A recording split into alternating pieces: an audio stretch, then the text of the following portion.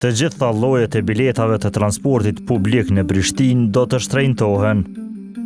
Për një kartë udhëtimi një drejtimshe, nga një korriku udhëtare tani do duhet të paguajnë 80 cent apo 30 cent më shumë se deri tash.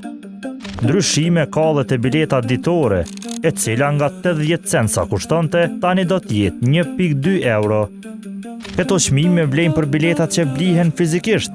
Ato që merren online përmes kuletës digjitale ose SMS-ve, ani pse me të lira, prap nuk i shpëtojnë rritjes.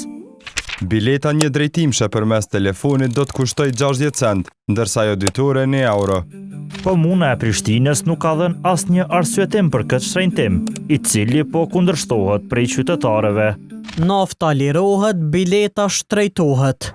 Më llogari me përdor kerrën se me ble bileta. Për te biletave të zakonshme, organet komunale kanë paraparë edhe një bilet vjetore individuale që kushton 150 euro dhe një tjetër për firmat me mbi 20 punëtor, e cila vlen 120 euro. Shënjestër.net